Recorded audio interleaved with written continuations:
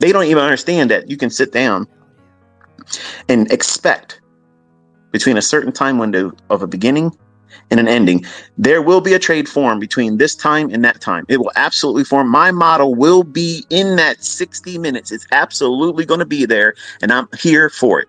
I'm showing up the work. Here it is. I'm here. I'm not trying to fail. And you're learning how to do that for free.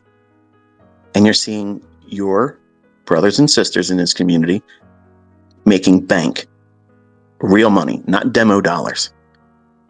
And they all learned from me, the demo baller. They learned and saw the examples I showed through the medium of a demo. Because if I teach you through a demo, number one, I'm protected. I'm not a licensed financial advisor.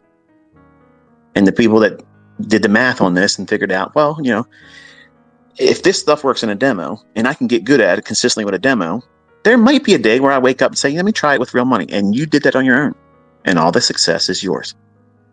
Equally so, on the other side of that coin, if you do it prematurely and you lose money, you eat that. And some of you aren't prepared for that responsibility. You want to be able to hold on to that. Well, I'm going to blame that guy. I'm going to blame that book. That video series he didn't teach me that part and I lost and it's his fault. That's bullshit.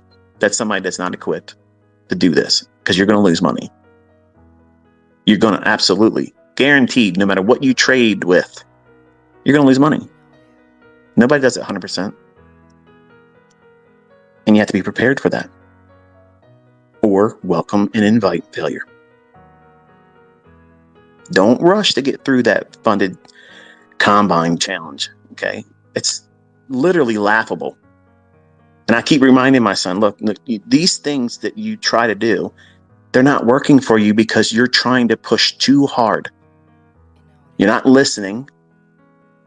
In the time that you're trying to save, you're compounding it and you're increasing more of it. You're making it farther ahead of you and a longer distance to between where you are right now and where you want to be by doing stupid things that I've already told you not to do. But lessons like that sometimes, they have to really hurt. They have to hurt enough to know that this isn't doing it for me. And just because he's my son, and just because Cody, my oldest son, was, birthed from me, does not give them an advantage. We're all humans, and we're all going to do things impulsively. And you have to make sure that you're not doing things. And the market just opened up. I'm looking at it now. If you're looking at live, E-mini S&P and E-mini NASDAQ, I have my chart up in front of me. The little inversion fair value gap that I had noted. Give me a second here, make sure I give you the time. On a 5-minute chart of NQ, it is the 2:15 p.m. yesterday, July 20th, 2:15 p.m. on a 5-minute chart. I'm watching to see if that offers any kind of support. We already cleared that buy side, by the way. So that was kind of neat. I'm going to see how we trade now that we're open. I don't have a bias yet, but I'll talk a couple more minutes. Always longer than he says. So in summary, the way you avoid failing is you filter what goes into your mind. If you are constantly feeding yourself Instagram garbage, image things, you're never going to be satisfied with your progress when your progress is more than ample. If you weren't comparing it with everything else around me, anyone else that shows you materialistic stuff, you're never going to appreciate the growth that you're going through. How guilty are you in that? When you think about it like that, it's silly that you waste so much time worshiping these people. I don't encourage you to do it with me. In fact, I hate it. But all these guys out there want to be called the GOAT. They all want to be looked up to. I want to be like you. I want to drive the cars that you have. I want to have friends ride around your boat that you don't really have a relationship with. Sorry, Pat, I had to throw that in there. The point is this. You can get caught up in all that kind of stuff. Okay, you can get all caught up in image things, and none of that's going to increase your bottom line. But you know what it will do? It'll prevent your bottom line from growing. And I'll say it again. All that image stuff, all that social media pomp and clout, that measuring up stuff, absolutely does nothing.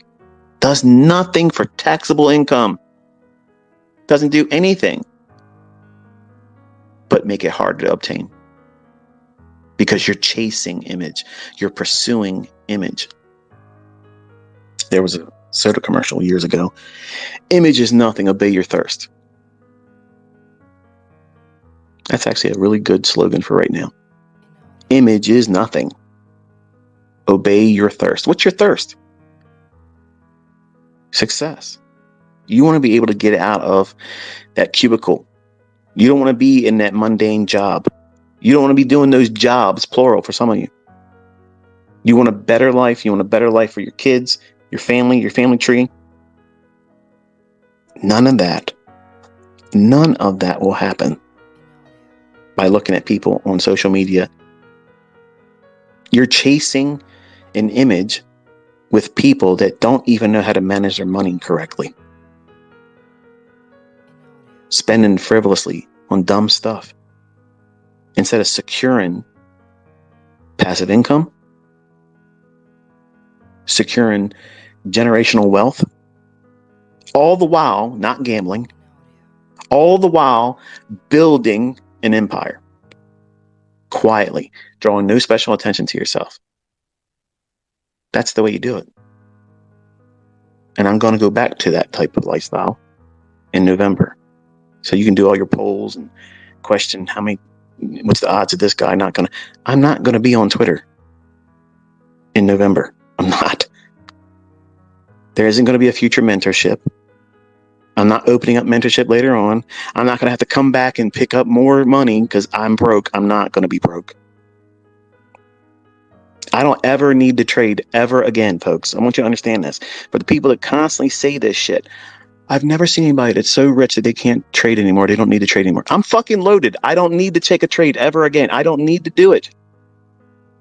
That's the definition of being rich. I don't need to. That's what I want you to have.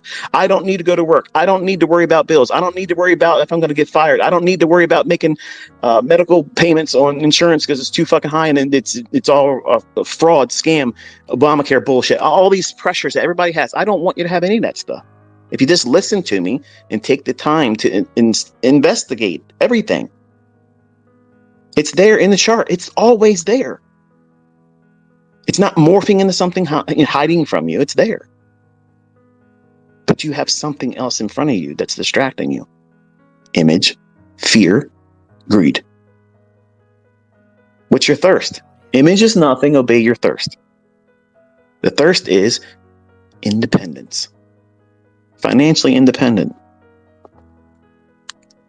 So we had a little bit of a reaction off that inversion fair value gap at 215.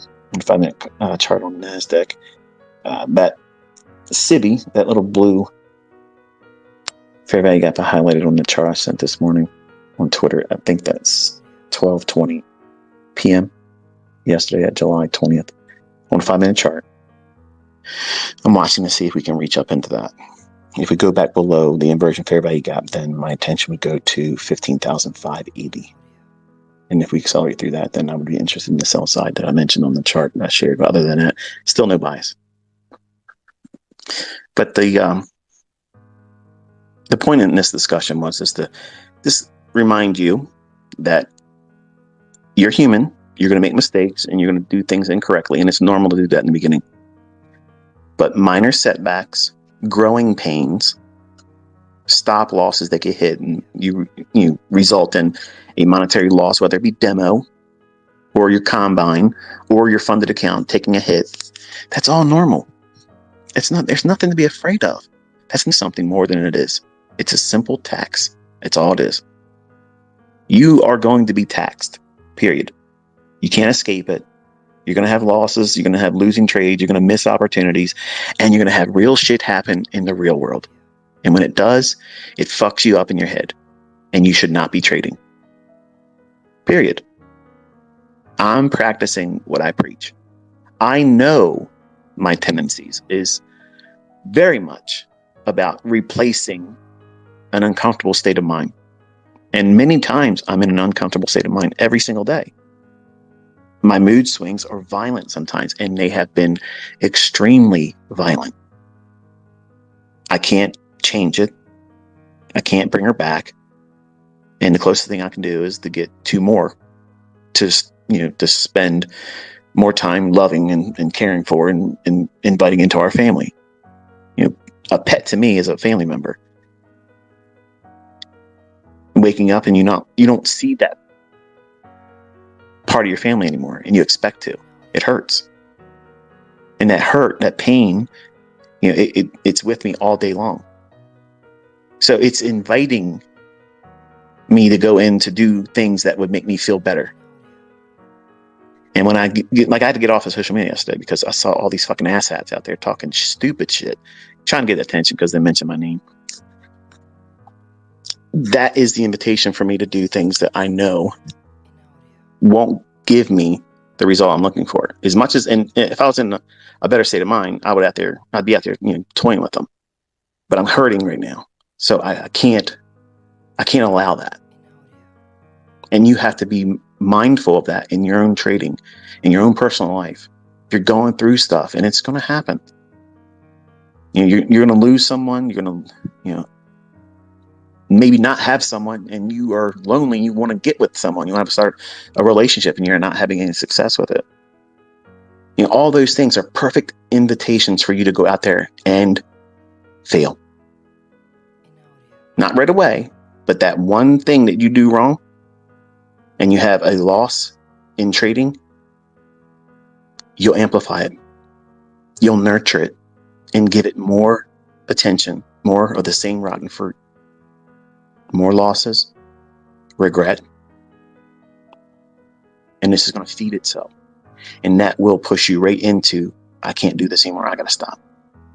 And that's failure. I don't want that for any of you. You should not, and this is my closing, you should not fear losing. You should not fear going in drawdown. You should not fear blowing out your first account. You should not fear that. Respect that might happen, and that is going to be the instigation for you to follow rules. Developing discipline, keeping your mind in the game about what it is you're doing, not just going out there and just rolling dice to see what happens. Now, I'm reminding you, in these instances, what's going to happen is probably what you don't want to see happen. And the perfect illustration of that is you don't want to see it happen, and you won't accept that it's happened, even though if you're in that trade that you impulsively entered, at some point, many times, you'll have that little warning sign go off. It isn't going to work out for you. And your conscience, which will be your inside voice, your internal voice, will say, you should have never did that. Just close it right now. You're only down a couple $100. Just close it. But you won't. You won't. Because you are hurting. And you want a white knight to come in and save you. And the white knight never fucking shows up. It doesn't. And then one of two things happens. The market stays against you and eventually squeezes you out where you can't even tolerate it anymore. Or you blow out. How are you going to feel about your execution, your decision to take that trade at the time, knowing that you shouldn't have done it? Then even in that trade, you knew you should have got out, but you didn't. Do you see how it easily compounds? These are things that mentors don't talk to you about because they don't have any answer for it. They'll talk about something that's in the left side of the chart. They'll sell that. I'm telling you how to navigate that hard right edge. And most of it is in between your ears. When are you trading? Are you in a good, healthy state of mind? There's nothing wrong with being excited. There's nothing wrong about being positive about the opportunity that's before you today, this trading session, this week. There's nothing wrong with that. Absolutely nothing. But you should not And adrenaline will come by either stress or excitement. If you have nervous anticipation, excitement, before you start trading, you need to stop. You're not focusing. You're at your peak in terms of emotionalism about what you're about to do. Don't take that trade. Especially if it's a live account or if you're at the funded stage. If you have all this nervous excitement about it, immediately go to a demo. And if it wins, you have grown through a period of nervousness and excitement that you cannot trade in that environment. In that state of mind, you should not be trading like that. But if you're wrong, are you going to regret it? No. You're going to reward yourself and say, you know what? That was the smartest shit I've ever done. At the time, I felt like I was going to win that trade. I felt like I was really going to win. I was excited. But because I identified my nervous excitement and I was trembling because I knew I was going to make money. I was going to go in there and make money. I identified that. And someone with more experience, more understanding about how I'm going to fuck myself up doing this, told me, don't do it with that live account. Go to a demo. And then you lost. That's a huge milestone. But none of you are opening yourself up for that. You will never give yourself that learning opportunity about yourself and discovery about yourself, because the trader that is who you are or who you're trying to grow into, that's the barrier that you don't see in front of you. You don't see it. But that's the person that's holding you back, and they're formidable. And if you stoke their fires and encourage them to be much more formidable in terms of keeping you from growing, how do you do that? By allowing emotions into your decision making and chasing image. See, a financially successful trader, the best ones out there, you don't see them. They're not out there showing you what they drive, what they spend, what they dress in. They don't do that.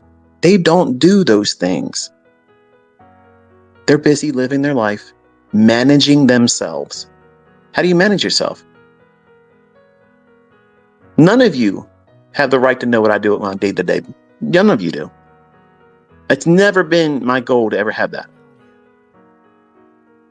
Because no matter what I show, no matter what I share, I could literally go through the 12 different bank accounts I got. And you'd shit and fall back in it and see what I had. It won't do anything for you. But there'll still be people out there. Oh, he went to an ATM machine and he did a balance inquiry right there. It came right out of the ATM. Oh, it was photoshopped. I'm not gonna entertain these fucking asshats. And you shouldn't do it either. You're never gonna live up to everybody's expectations. So why even start it there? What is your thirst? What is the thing that keeps you going? Why do you want to keep doing this? You want to do something specific. Whatever that is, that needs to be right in front of you every single day.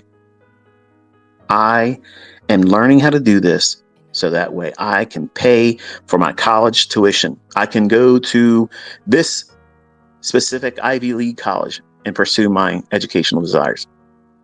I can quit my job and replace this annual salary at that job with my trading. Notice there's no deadline. That's the other thing that invites failure. You're trying to time your success. You can't. Nobody can time your success. You have no idea that one moment, that one epiphany, where the veil lifts and you finally figure out who the fuck you are. And all the things that you've been holding on to that you think are security blankets and things that are protecting you. When you finally put that stuff down, you realize that's the things that's been holding you back.